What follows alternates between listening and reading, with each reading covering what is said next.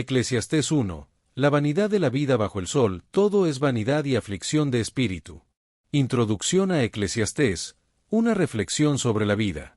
El libro de Eclesiastés ofrece una reflexión profunda sobre el significado de la vida y la condición humana, explorando temas como el propósito de la existencia, la naturaleza cíclica de la vida y la búsqueda de la verdadera sabiduría. El libro aborda grandes preguntas sobre el sentido de la vida, el propósito del trabajo humano y la búsqueda de la felicidad, temas que siguen siendo centrales en la experiencia humana actual, y su franqueza sobre la frustración y la aparente futilidad de la vida desafía la superficialidad de la cultura moderna. Y a pesar de su tono pesimista, Eclesiastés ofrece un camino hacia una comprensión más profunda y madura de la vida, invitándonos a vivir con propósito a pesar de las limitaciones, y su relevancia actual se destaca en una era de distracciones digitales y búsqueda incesante de satisfacción inmediata.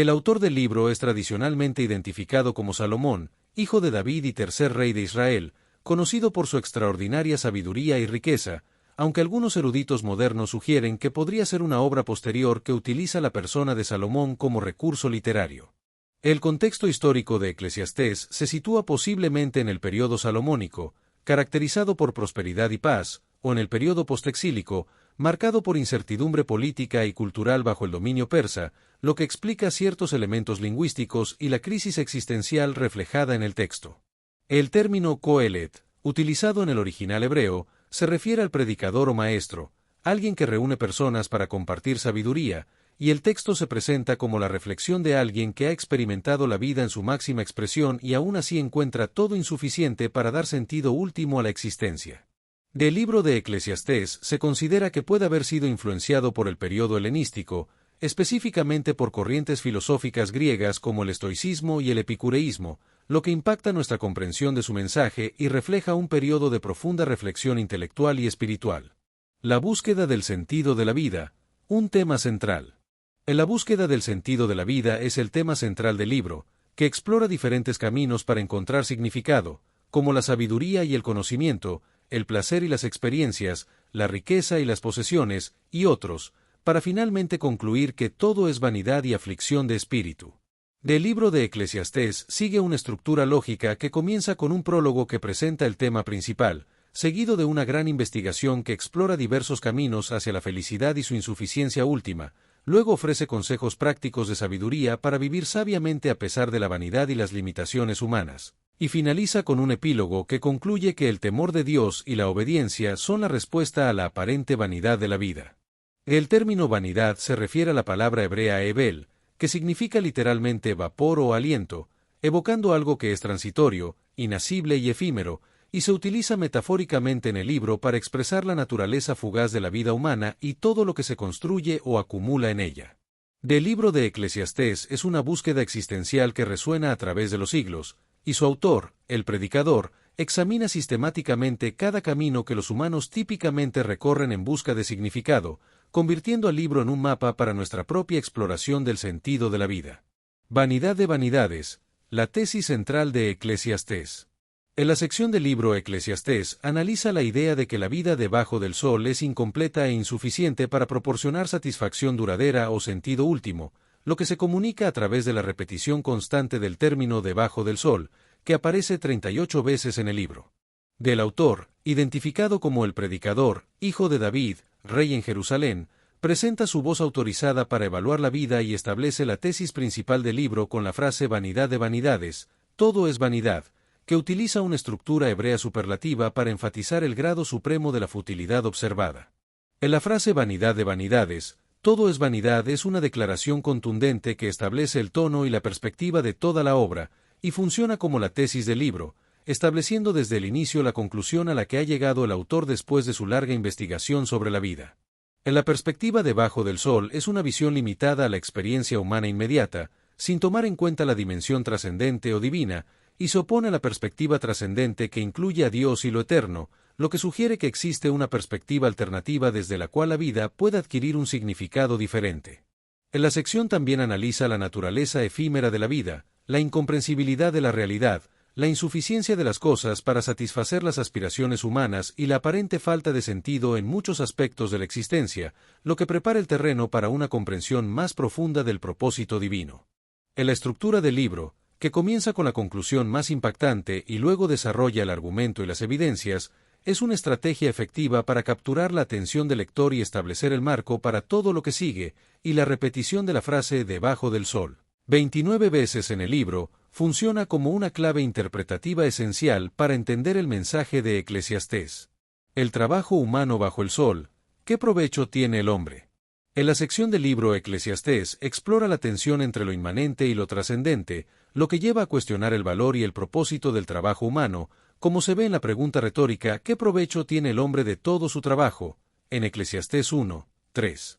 El término hebreo yitron se refiere a la ganancia o provecho, mientras que amal se refiere al trabajo o esfuerzo, y Tachat Hasemes limita la investigación a la perspectiva humana y temporal, enfatizando la búsqueda de un beneficio permanente y significativo en la vida.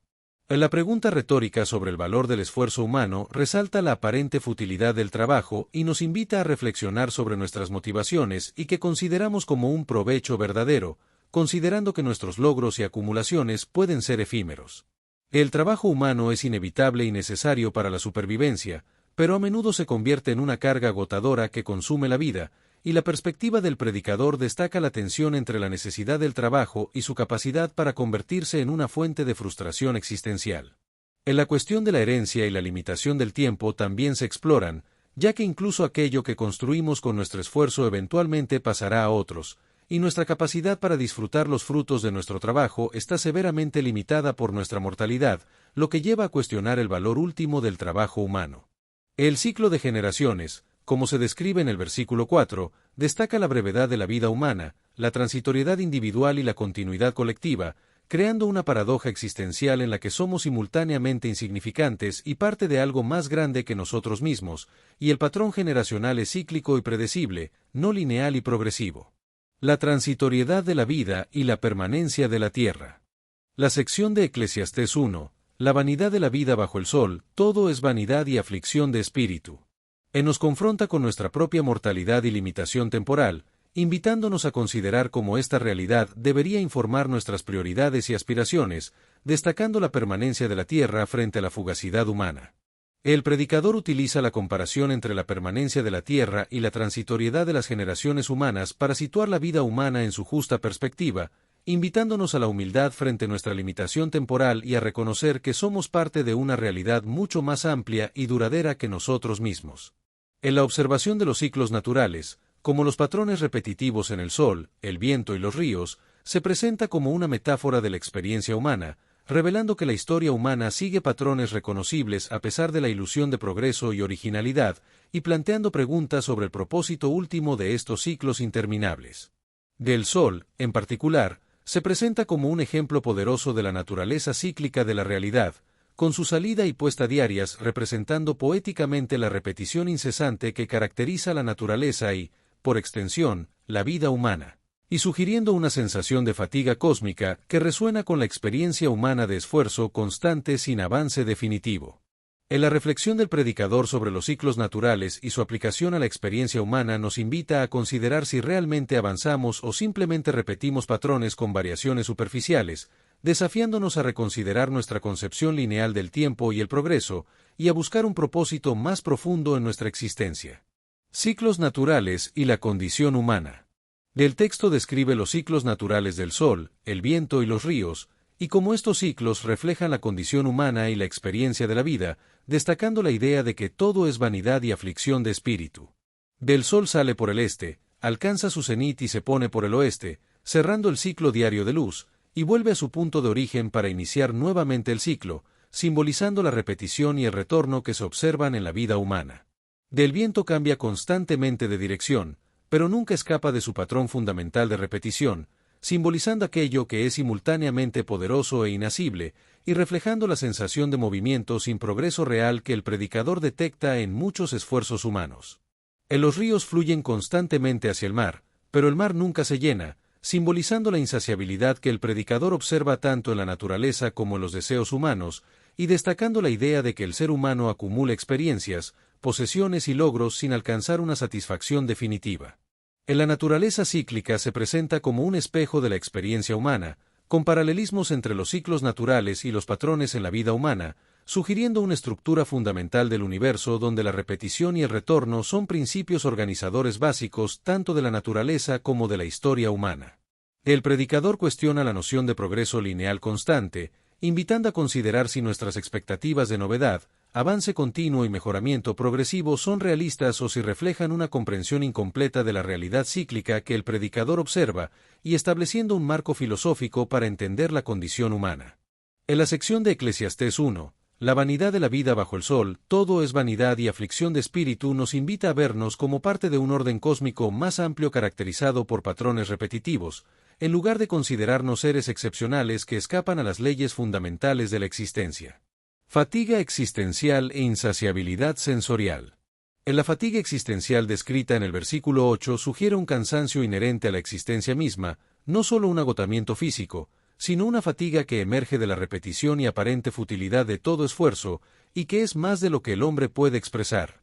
Lo que señala los límites del lenguaje para comunicar plenamente la experiencia humana profunda. En la insaciabilidad sensorial se refleja en la afirmación de que no se sacia el ojo de ver, ni el oído de oír, lo que apunta a una característica fundamental de la experiencia humana, la insaciabilidad de nuestros deseos y percepciones, que siempre buscan algo nuevo sin encontrar satisfacción completa. El predicador identifica una fatiga que va más allá de lo físico para tocar lo espiritual y existencial, y que se conecta con nuestra experiencia contemporánea de sobrecarga informativa y estímulos constantes que, paradójicamente, nunca satisfacen completamente nuestra hambre de novedad y significado. En la naturaleza cíclica de actividades y experiencias genera una sensación de déjà vu perpetuo, y el reconocimiento del patrón repetitivo produce fatiga existencial y cuestionamiento, lo que lleva a una búsqueda constante de novedad o escape del ciclo, que consume energía adicional y se ve intensificada por la conciencia de la limitación temporal. El término hebreo yehim, traducido como fatigosas, connota un agotamiento que surge no solo del esfuerzo físico sino de la percepción de futilidad, y el predicador detecta una fatiga inherente a la existencia misma, especialmente cuando se reconocen los patrones repetitivos en que está estructurada, lo que resuena profundamente con la experiencia moderna de burnout y agotamiento existencial. En la insatisfacción de los sentidos humanos se refleja en la vista nunca satisfecha y el oído siempre atento, que constantemente buscan nuevas imágenes, experiencias y sonidos, en una búsqueda interminable de estímulos significativos, y que nunca llegan a un punto de completa satisfacción donde podamos decir ya he visto o escuchado suficiente para siempre.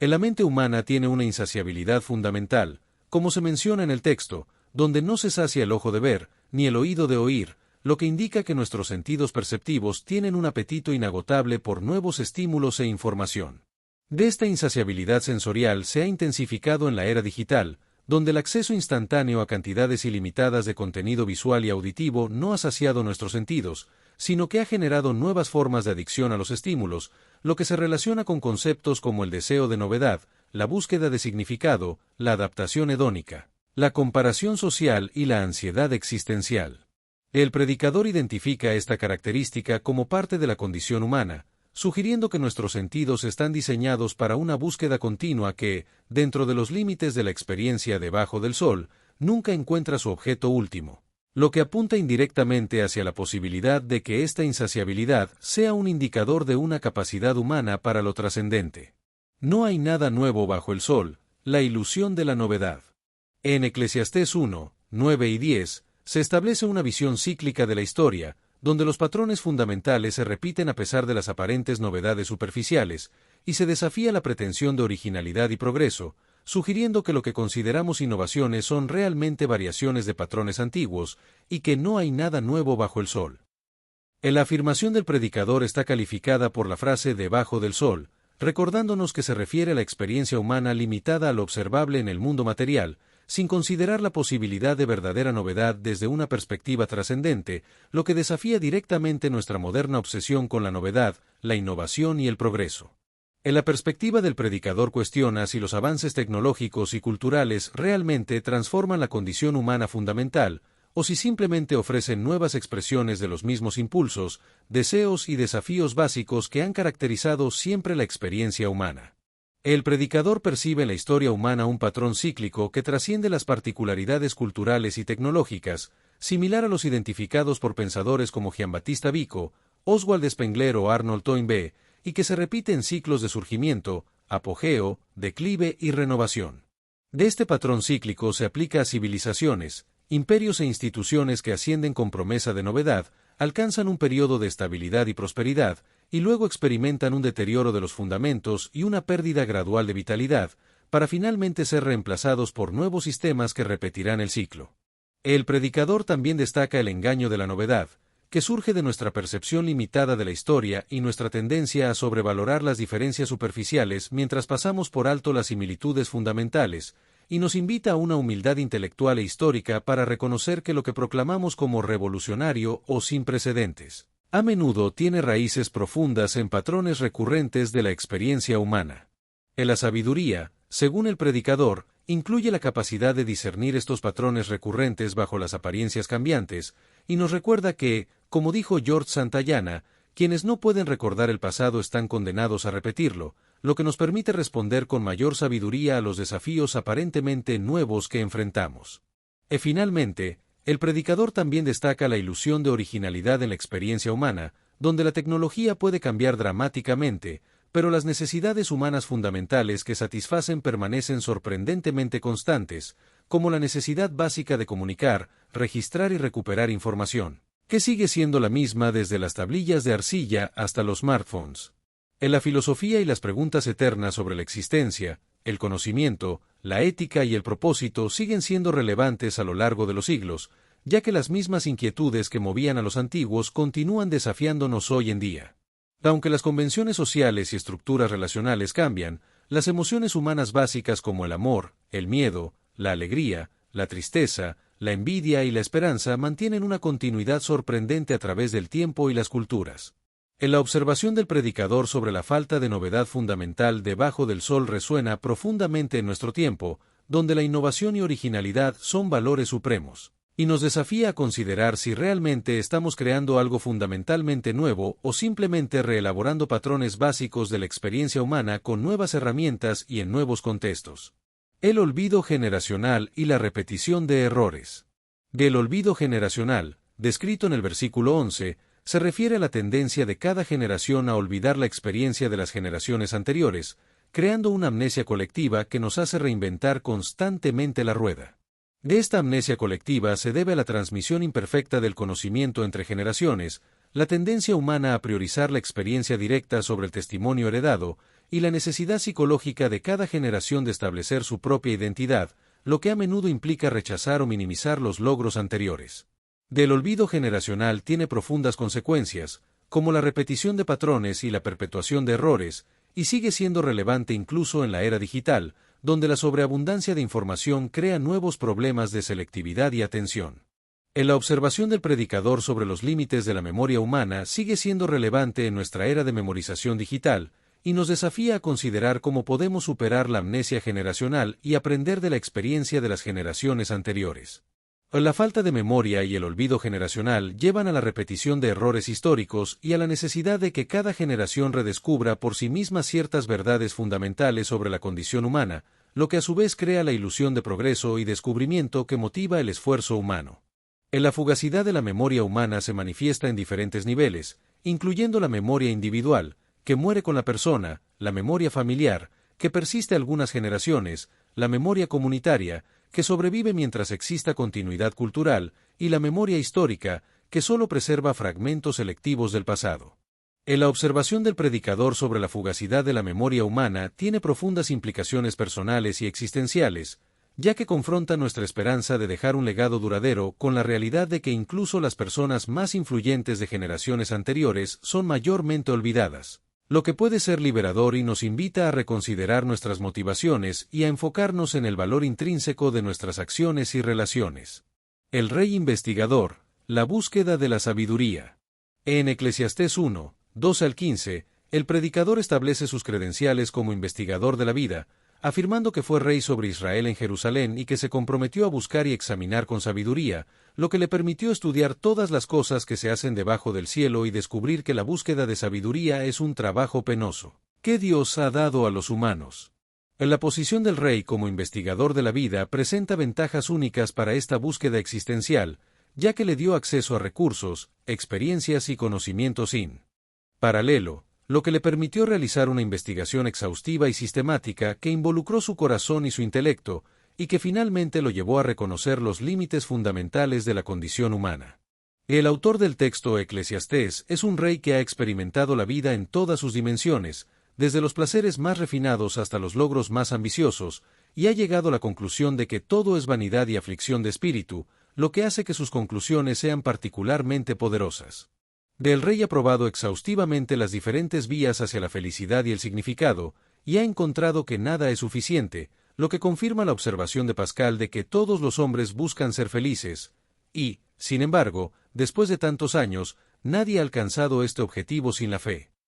El método de investigación del rey se basa en la expresión hebrea Natan Lev, dar o aplicar el corazón, que implica una investigación que involucra a la persona completa, incluyendo el análisis intelectual riguroso, el compromiso emocional sincero, la participación volitiva activa y la sensibilidad ética. De este enfoque holístico contrasta con los enfoques modernos más fragmentados que a menudo separan la investigación intelectual de la experiencia emocional y moral, y nos recuerda la importancia de integrar todas las dimensiones de nuestra humanidad en la búsqueda de sabiduría y significado. El rey descubre que la aflicción es una característica inherente de la vida humana, y que esta aflicción es un diseño divino que tiene un propósito pedagógico, es decir, nos mantiene ocupados o ejercitados y nos permite desarrollar cualidades o perspectivas que no surgirían en condiciones de perfecta facilidad y satisfacción.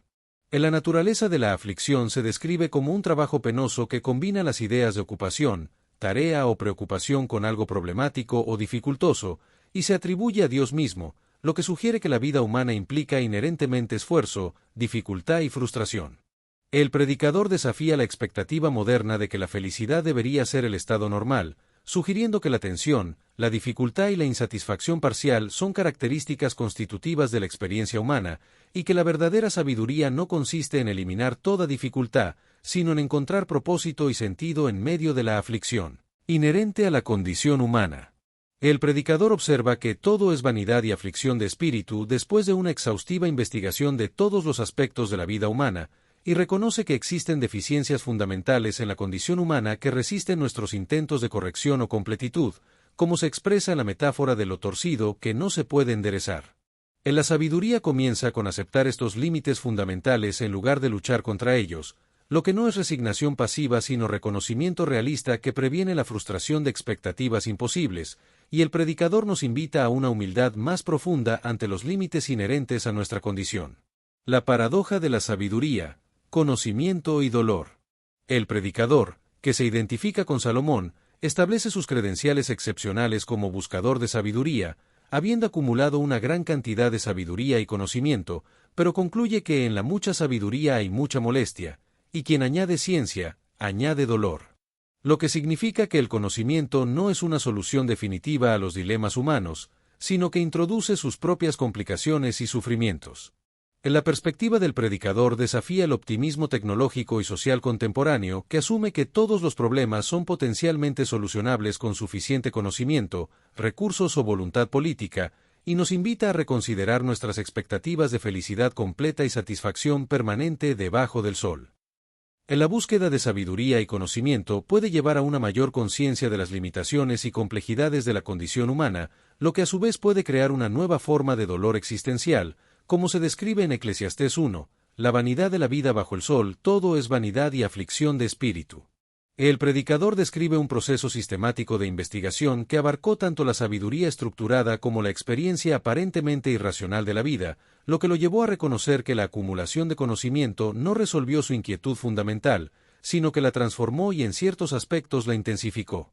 En la paradoja identificada por el predicador es que saber más no necesariamente conduce a mayor paz o satisfacción, sino que puede crear nuevos tipos de frustración existencial, lo que se refleja en la afirmación quien añade ciencia, añade dolor, que sugiere que el aumento del conocimiento profundo de la realidad puede llevar a un aumento del sufrimiento existencial. El aumento del conocimiento puede llevar a una mayor percepción de las complejidades y contradicciones de la vida, lo que a su vez puede generar una mayor responsabilidad ética y un mayor dolor, ya que se puede ver más claramente el sufrimiento y la injusticia en el mundo.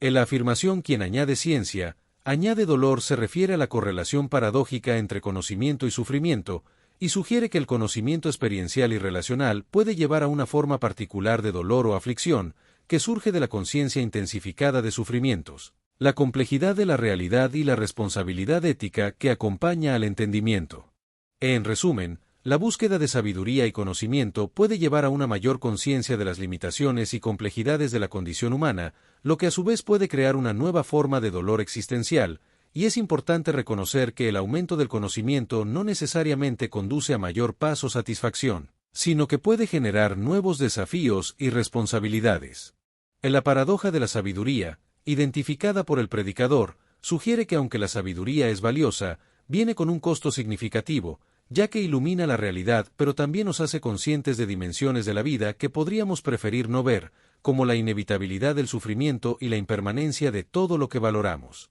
En la sabiduría nos permite ver la realidad con mayor claridad, reconociendo tanto su belleza como sus aspectos más problemáticos, lo que puede disipar ilusiones consoladoras pero potencialmente engañosas que podrían contribuir a una felicidad superficial, como lo describió Adam Smith, quien destacó que el hombre sabio es distinguido por su compostura superior frente a la ansiedad. El conocimiento nos permite apreciar la complejidad de los problemas y situaciones, lo que puede prevenir soluciones simplistas, pero también puede generar una sensación abrumadora de que los desafíos son demasiado intrincados para ser resueltos satisfactoriamente, por lo que es necesario encontrar un equilibrio entre la búsqueda de conocimiento y la capacidad de aceptar misterios irresolubles. La tensión entre conocimiento y felicidad es un tema recurrente en diversas tradiciones, como el mito de Adán y Eva, la figura trágica de Casandra en la mitología griega, y la observación de Rousseau de que el avance de las ciencias y las artes no ha contribuido necesariamente al mejoramiento moral o la felicidad humana, lo que plantea preguntas profundas sobre qué tipo de conocimiento debemos buscar y cómo integrarlo en una vida bien vivida. Principios prácticos para una vida significativa. Las observaciones del predicador pueden transformarse en principios prácticos para una vida más consciente y significativa, al reconocer la vanidad o transitoriedad de muchos de nuestros esfuerzos, lo que nos permite liberarnos de la tiranía de expectativas irreales y la persecución de satisfacciones ilusorias, como lo destacó Nietzsche al decir que hemos comprendido el mundo, pero hemos perdido la capacidad de amarlo. En la sabiduría de Eclesiastés nos invita a reevaluar nuestras prioridades y a enfocarnos en lo que realmente importa, en lugar de perseguir vanidades pasajeras y sufrir innecesariamente. El reconocer la brevedad de la vida y la transitoriedad de las cosas nos impulsa a utilizar sabiamente nuestro tiempo, priorizando lo que realmente importa y cultivando gratitud por los simples placeres cotidianos. En la búsqueda de sabiduría equilibrada y el desarrollo de perspectiva nos permiten ver más allá de lo inmediato y reconocer patrones y valores que trascienden lo meramente temporal. Enfrentar la vanidad de nuestra vida cotidiana implica liberarnos del materialismo y la ilusión de que la acumulación de bienes proporcionará satisfacción duradera, y aceptar que nuestros logros serán olvidados para actuar por motivos más puros. La conciencia de que somos parte de un ciclo de generaciones que van y vienen puede inspirarnos a valorar más profundamente la transmisión de valores y sabiduría, contribuyendo a algo mayor que nosotros mismos. Vivir sabiamente a pesar de la transitoriedad implica cultivar la presencia plena, la generosidad liberada y el propósito trascendente, y buscar significado más allá de lo puramente temporal y material. En la sabiduría de Eclesiastés nos mueve hacia una forma más madura de habitar el mundo, enfatizando la importancia de la comunidad significativa y las relaciones profundas que proporcionan sostén y significado en medio de la transitoriedad.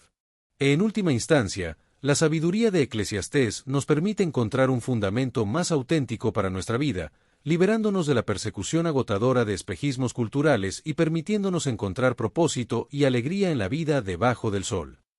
En la sabiduría de reconocer los límites de la vida debajo del sol nos permite apreciarla sin distorsiones de expectativas irrealistas, y encuentra eco en tradiciones filosóficas y espirituales como la atención plena budista, el memento mori estoico y la distinción agustiniana entre usar y disfrutar correctamente de las cosas temporales. El temor de Dios y la humildad.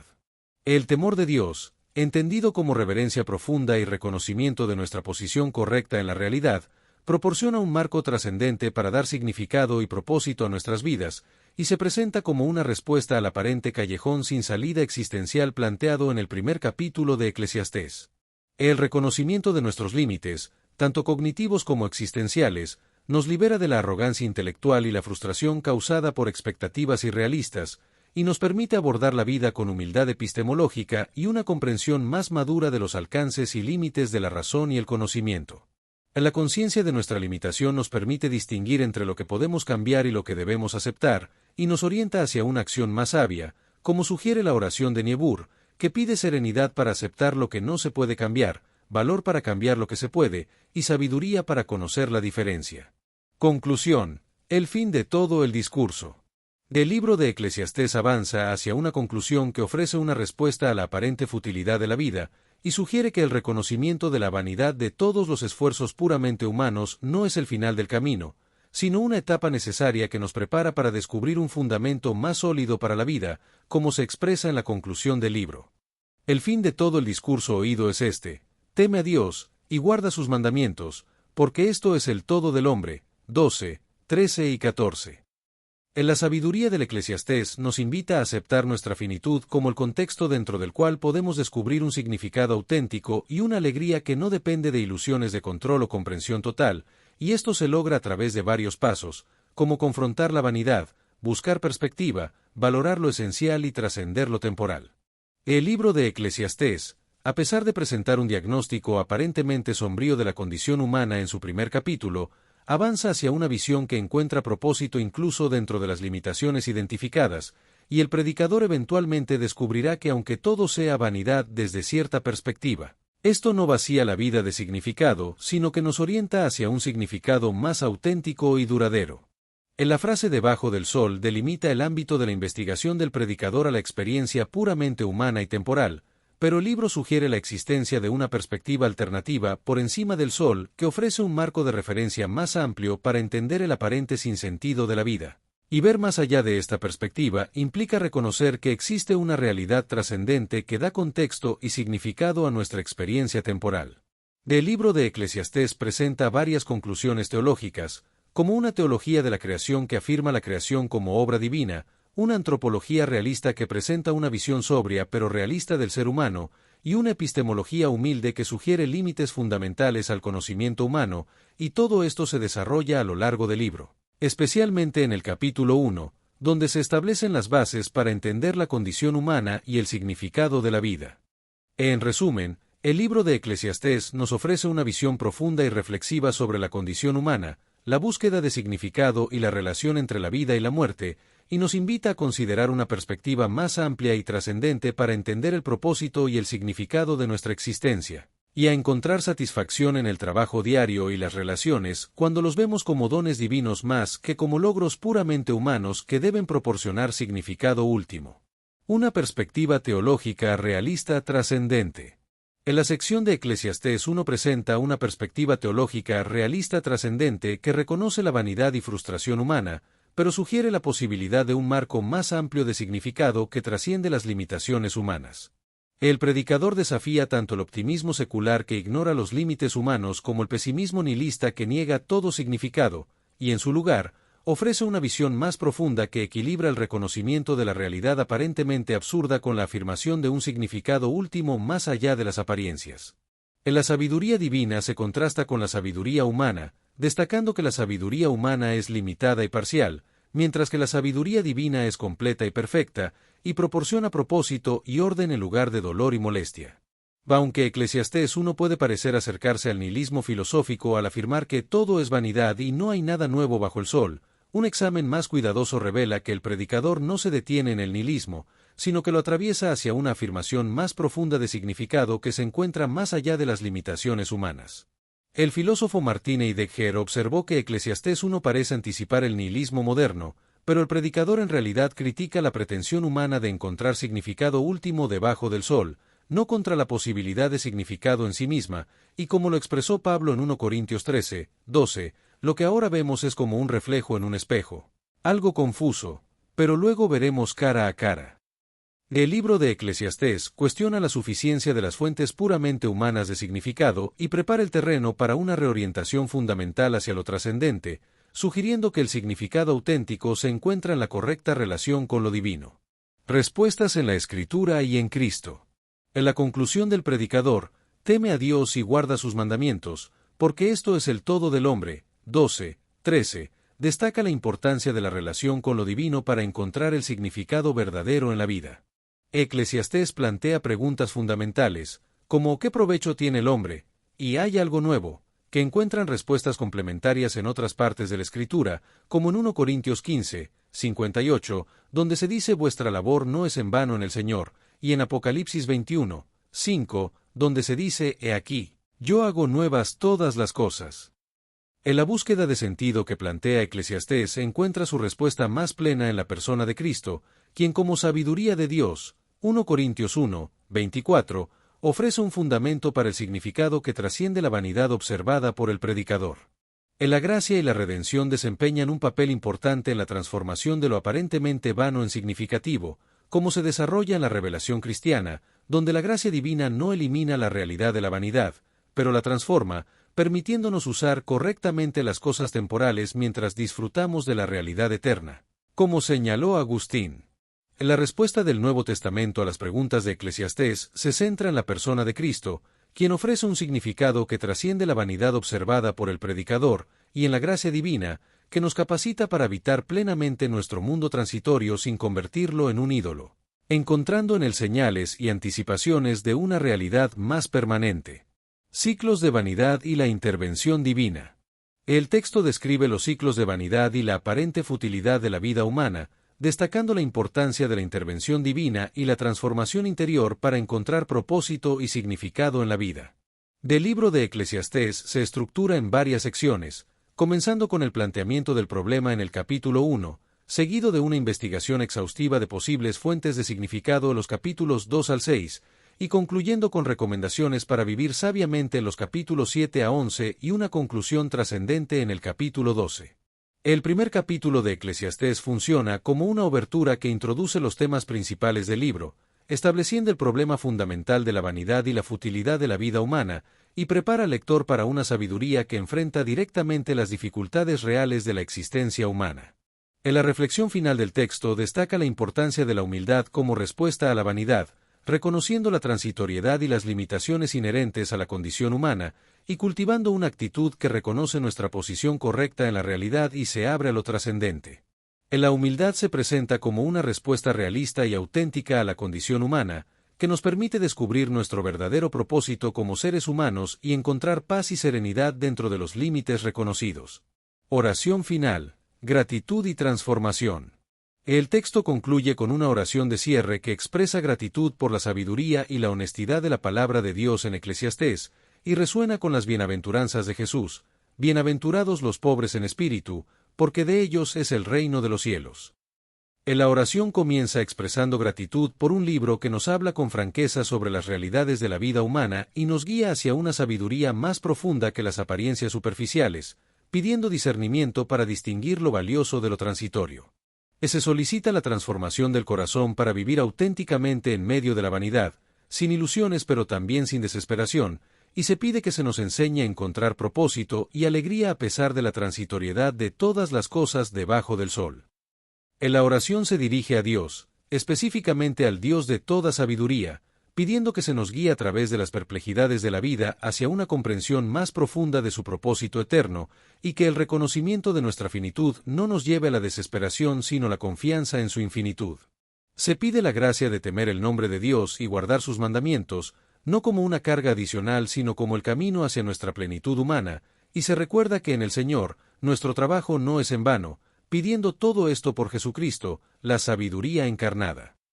Eclesiastés capítulo 1 Reina Valera 1909. Una palabras del predicador, hijo de David, rey en Jerusalén. 2 Vanidad de vanidades, dijo el predicador, vanidad de vanidades, todo vanidad.